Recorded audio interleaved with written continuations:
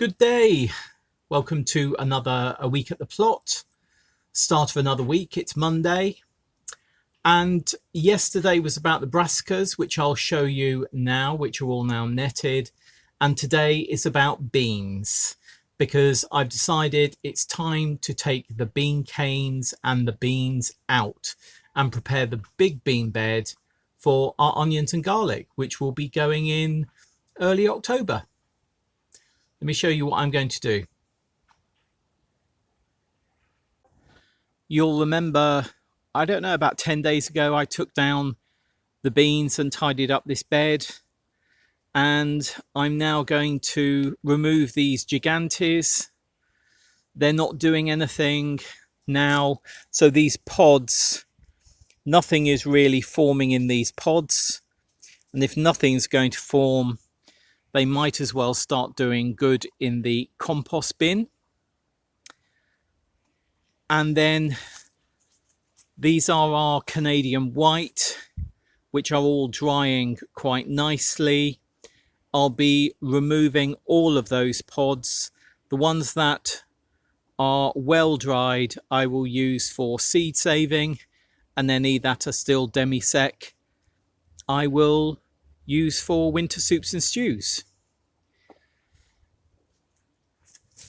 Same with these Madeira maroon, though most of them are,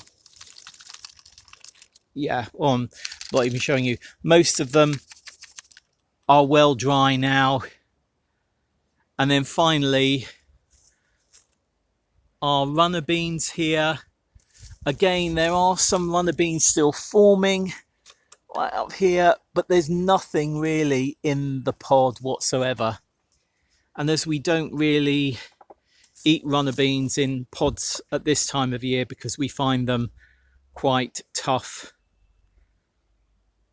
they may as well come out. And any that are dry like this, again, seed saving for next year. Or rather, and if we have plenty of those, we will keep some as dried for reconstituting and cooking.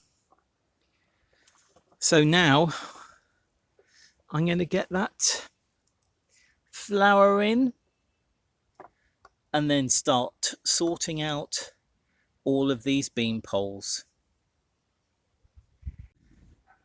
I'm about half the way through this job now. I've removed most of the canes from this side and now started on this side. But what I am finding is, as you may remember, I didn't attach the bean canes up here. I just rested them across, and actually removing the frame this year is really easy. So the frame is tied at this end. It's tied right in the middle there, and it's tied right at the other end. But apart from that, all of the bamboo canes have been resting on the top of that bamboo, or over that bamboo, if you see what I mean.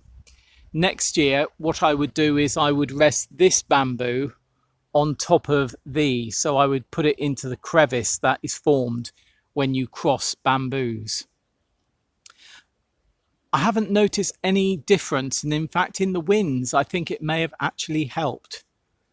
So I'm thinking about doing the same next year, apart from, as I say, the crossbar bamboo will rest on top of the V that is formed by the other bamboos. Yeah, interesting. I just thought of that as I was taking them down with great ease. A few hours later and the job is done, or what I'm going to do today is done. All of the bean poles have been removed. Before I did that, I obviously harvested all of the beans, both dried beans that we're keeping for seed, beans that we're going to be drying for eating, and also demi-sec beans, a whole variety, which will just go into the freezer. I will be putting chicken manure pellets on top of here and then giving it a water, but it really is dry at the moment. As you may remember, we've got some brambles in here. You can just see the stalks there, and there's also brambles in the middle over there. Because the ground is so dry, when I put my digging fork in, I just couldn't get down to the roots. So I'm going to keep on watering this bed, and we've got a wet spell coming up. So I'm hoping that in a couple of weeks, I'll really be able to get down there and get the full root out, because that would be great. Otherwise, this is the first bed, or first two beds, prepped for winter planting, which will be garlic and onions. I have, at the same time of doing those, I have taken out the borlotti and the lazy housewife. The borlotti were okay, the lazy housewife did nothing. They're in our courgette bed, and you can see here all the bamboos that I've removed. So good job done today. I'm going to sit down now and just listen to a bit of Radio 4 while I edit this on my phone, or just piece it together on my phone. This is the brassica bed that I sorted out yesterday. As you can see, it's looking much neater than it was. There is a bump just here. That's a Brussels sprout plant, and we're going to be having that crown out to eat in the coming weeks, which is why I've just left it a bit squashed in there, but everything else is fine. Good job done, as with this bed. Okay, that's it for today. I will see you again another day. Bye. No, that's not quite it. I wanted to show you the runner beans, Canadian white, and the Madeira maroon. You can see they've got quite different bean pods when they're dry. At the back, that's our dried bean harvest of our gigantes this year. And then these are our mixed demi-sec beans that we will be freezing for using from frozen. Coming back to these, all of these three will be used for both seed saving for growing next year, and also any surplus, particularly of these two, will be used for food over the winter months. So yeah, that is it now. I'll see you tomorrow. Bye. Good day. Much of the same today. These are the loose de Otono broad beans. I didn't have time to take them out yesterday, but hopefully you can see there's a lot of rust and blackfly on these. There are pods, some small pods there, little beans inside, some larger pods over there. So I'm just going to take the harvest I can from here and remove them and prepare this bed sort of for winter, but I'm going to leave this cheeky prince from Kelly in. It's started to do something, and there is, if I can get in there, can you see? I don't know if you can see. There is one forming down there. Let me see if I'm getting closer. The sun is so bright. Yeah, one forming. I'm also Going to sort out our cheeky prince bed, which is over there. Yeah, gosh, yeah. Most of that to go on the compost pile. There are a couple of fruits which are really tiny. There's a green one in the middle there and a yellow one in the middle there. There's another one in the middle there which is going soft and dying back, and this one here. The vines I think are all dying back, but I'm going to leave this one in, which goes back to a plant with its roots over there. Otherwise, I'm going to sort this bed out as well. An hour and a bit on, and that is that bed sorted for the time being. Not a huge harvest of broad beans, maybe just, once they're podded, a tablespoon or two. So definitely won't be doing those loose de Otono next year. I've left other things like these California poppies in, and also nasturtium at the back, and we'll be watering this cheeky prince from Kelly very soon. And then going over to what was our cheeky prince bed. Again, all cleared and ready for being prepped for winter. So we'll come on to that another day. We've still got these sunflowers hanging in.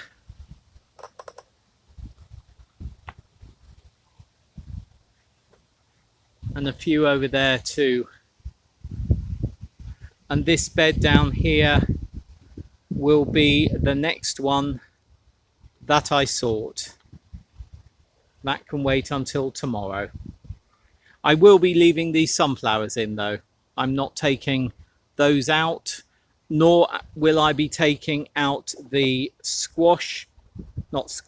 cucumbers, courgettes, which is in the middle there and in the middle there. We've got 5 plants which are still producing, but various things like the seeds from the outrageous lettuce in the middle there, they have all been harvested. So anything that does not need to be in this bed now will be coming out tomorrow. Okay, see you soon. Oh, no, let me show you some nodules. I forgot. Can you see those little nodules on the roots? Little sort of whitey grey nodules. Those are nitrogen nodules. And you can actually cut off the plant sort of here and leave this bit in the ground. And those nodules will add nitrogen to the soil. What I'm doing is I'm cutting off these bits and putting them on top of the bed where we're going to be planting out onions and garlic in the coming weeks. But when people talk about nodules on roots of beans and peas, that's what we're talking about. If I move you over, might be a bit jumbly. There. Those are the broad beans that we have harvested. Once they're podded, I think it will literally be a couple of tablespoons. There we are. Never mind. We live and learn. Okay. See you soon. Bye. Good day. That old saying, what a difference a day makes, is certainly true of yesterday and today. You couldn't have wished for a better September day than yesterday. It was gloriously warm and sunny and just lovely. Today is very different. It's grey, overcast, it has been raining, it rained overnight. There's spots of rain coming in the doors and hitting my bare knees at the moment. But you know what? That's fine. we had a forecast that it was going to rain. I made sure I got chicken manure pellets out on the beds, and when I came down just a few minutes ago, all of those have sort of swelled quite a bit and are beginning to break down and will go into the soil for further rain. When I came into the shed, it was quite heavy rain. Now it's sort of heavy, spitty, spotty rain. There are some things I need to do. I mean, the reason that I came down is because I need to water the polytunnel.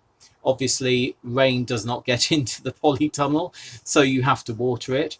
And there's a few things that I want to do as well. I want to deadhead the cosmos. I want to deadhead some of the roses. So hopefully in between showers, I'll be able to get on and do those things. Though the one thing that I wanted to talk about today, kicking the tripod. The one thing I wanted to talk about today was a fabulous online seed saving course I am doing. It's from Vital Seeds. I bought it about 4 to 6 weeks ago, something like that. And I haven't had an opportunity to view the course yet, to study the course. But with the rain forecast this morning, I decided that I would knuckle down. I'd just leave myself a couple of hours and start the course. And I have to say, I'm really pleased I did. It's £47, which I think is really good value. Yes, you can get cheaper seed saving courses, and I've done a few too. And so far, even though I'm only 25% through this one, I'm much more content with this one than others that I have done before, or I've been asked to try before. I've not actually bought a seed saving course myself. Vital Seeds is a company that I use. I buy seeds from them. I think they're absolutely great. There's a lot of their ethos, in fact all of their ethos I adore, and the two main bods at it are fabulous too. And you may have seen me posting or resharing things from Facebook with the two of them on. So yeah, I started the seed saving course this morning, and about 25%, well 23% of the way through, that's where I am. And I'm already learning things I didn't know. And also this course is filling in the knowledge and gaps that I didn't understand about why you save seeds in certain ways and why things cross-pollinate and why things don't. And that brings me on to the subject of today, tomato plants and pollination of tomato plants. I think it was on one of Vivi's videos a few weeks ago when she was talking about seed saving, or it could have been on Planet Vegetaria, that Vivi said she saves, many of her seeds, unless they're F1, she saves many of her seeds to grow on year, like her Gardener's Delight, that she's been doing that for many years. And somebody said, why isn't she worried about tomatoes cross-pollinating? And Vivi said, no, because a well-known or a person that she knows that grows loads and loads of varieties said it's not something to worry about. And indeed, this course clarifies that cross-pollination in tomatoes is pretty rare, particularly in most of the varieties that we know. The reason being is that the anther and the stigma are really close together, or the anthers, because there's more than one anther. The anthers and the stigma are really close together in a tomato flower, and just a mere sort of bristling of that flower will mean that pollen can drop from the anthers onto the stigma and therefore pollinate the flower. And that pollination of the flower obviously then creates the fruit, because you need pollination for the fruit of the tomato to form. So it's actually the closeness of the stigma and the anthers that means that cross-pollination in tomatoes is very rare. Now, it does happen. You can obviously hand pollinate things. If you want to cross one variety with another variety, you can hand pollinate. And there's another whole section on that I won't go into today. But in some tomato varieties that are either beefsteak or a few of the heirloom varieties, the stigma grows quite long and it grows beyond the height of the anthers. And in those cases, cross-pollination can occur. You obviously need to have two different varieties that have long stigmas that grow beyond the anthers. And if wind comes along and bristles them, or bees or flies come along and swap pollen from one to another, you can get cross-pollination there. Though it's only in a few heirloom varieties and beefsteak varieties that the stigma grows beyond the anthers on a consistent basis. So yeah, there we are. By doing this course today, I am able to know why it is easy to save seeds from the tomatoes that we grow on our plots on a regular basis, year on year, in fact. So that's really good knowledge. It's fabulous to be doing something and learning something each day. And I'm really enjoying this online course. Sometimes I find them a bit, I don't know, a bit of a trudge. And there's many a course that I've done online that I found a bit of a trudge. But this one I'm really enjoying. And the two presenters who own Vital Seeds are great. They're really natural. And I like that. You know, I'm natural as well. So maybe there's an affinity there in my you know, how I present things and how they do that. I like what they do because I'm sort of quite similar. Anyway, that's it for today. A little learning curve. And now I'm going to go and deadhead some cosmos. I'll see you tomorrow. Bye. Good day. It is wet. We've had thunder rumbling around for an hour or so. There was a gap in the rain, so I came down hoping that that gap would be longer than it turned out to be. My app, my weather app, said that there was a gap, and I thought, fine, I'll get down and I'll do that, and that can be my video for today. However, as you can maybe hear, the rain is pelting down, and there's no way I'm going to get that done today. So I thought I would show you something else. I got another batch of garlic through this morning. As I think you know, we're going to be growing the Messidrome garlic that we grew last year because it was really good. I'm also going to be putting in a porcelain music variety that Greta grows, and she had really good success with it this year. And a very old friend of mine suggested this one. That's a mighty garlic bulb, isn't it? This is Thermidrome, and it's come in a lovely paper bag from Pennard Plants. 3 gorgeous bulbs like this, really excellent value. There's a few other seeds that I've bought from Pennard's that came this morning as well, so it was really good to be able to double check on my list of what I'm growing for next year that I'd ordered the right things, and that if I miss something I can order it from another company. In one of the cases it was Vital Seeds that I spoke about yesterday with the online course. Another thing that came with the order this morning was wild garlic.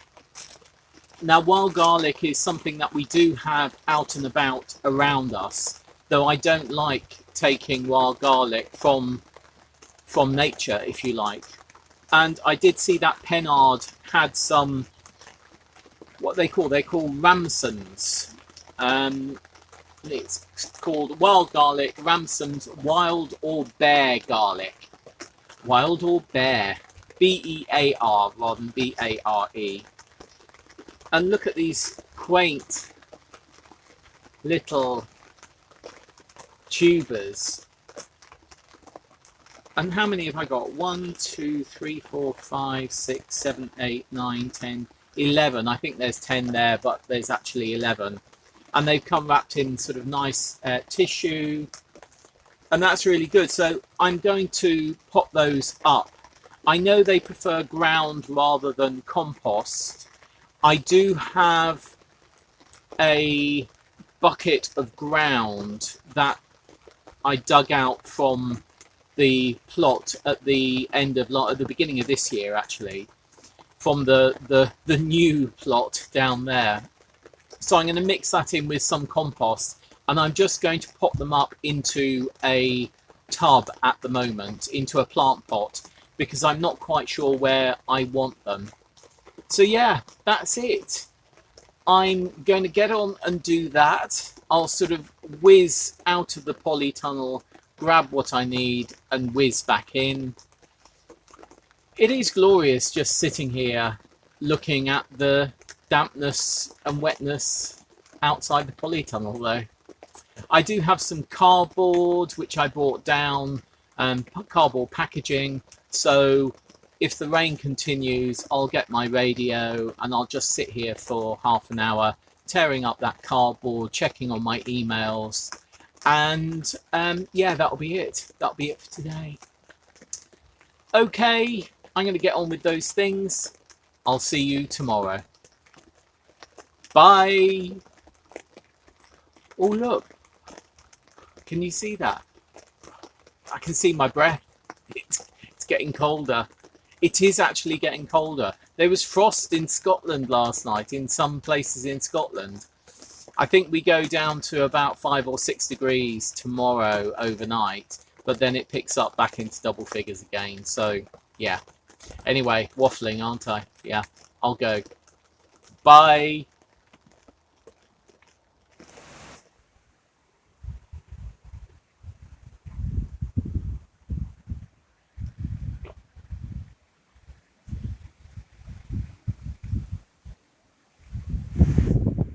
Good day. Not at the plot, but at the Ridgeway near Uffington. That way goes towards the Chilterns and London, and then this way, where Richard is down there, goes towards Wayland, Smithy. But what's caught my eye is the amount of fabulous foraging that could be done. Look at these amazing sloes, and they are really quite sweet at the moment. Look at them. I mean, sloes are dry, but they're not sour. And then you've got rose hips up here as well, looking lovely. Then there's ivy, which is in flower, which at this time of year is fantastic for bees and other insects. More gorgeous rose hips. And then hawthorn berries. I think these are hawthorn. Not easy to get in focus because of the wind. Oh, down here, I think that's some type of nightshade. I think. And then look, even more. Gosh, look at the sloes up there. Can you see the amount of blue? So yeah, a forager's paradise. Anyway, I better catch up with Richard. He's right down there. We did see that big field of kale and Cavallo Nero on the way as well. It is such a fantastic field. Anyway, I will stop here and see you back at the plot tomorrow.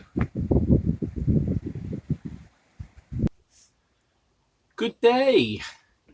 I am at the plot in the shed. Not quite sure. It seems quite bleached out, the image today. Don't really know why. I was hoping to do things outside, but it's really not going to happen. It's really quite blustery and still wet. We're getting heavy showers, brief but heavy showers. But what I thought I would talk about briefly today is a rookie error. As you know, I normally take good notes, or at least I try to take good notes. And I have a note on my note-taking app thing on my tablet. And on that, I mark down what seeds I need, what seeds I may have bought, where I bought them from, where I will buy them from, whether they've arrived or not. And I'll go through that another day. But one thing that I realised I'd missed when I got back from our trip to Oxfordshire yesterday was onion sets. Not that I've forgotten to order them, but I've ordered the same sets twice from two different suppliers.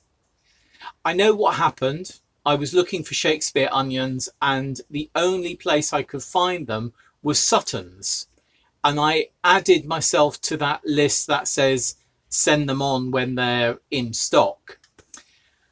I then forgot that I did that because I didn't make a note. I had ordered them from Sutton's, which is not something I normally do. I normally use smaller suppliers. And then when I saw them available at another supplier, a smaller supplier, I ordered them from there and I received them through the post. Yesterday, when we got back from our trip to Wayland, Smithy, got back home, I saw an email from Sutton's to say they had dispatched our pre-order of Shakespeare onions, which I did about 2 months ago.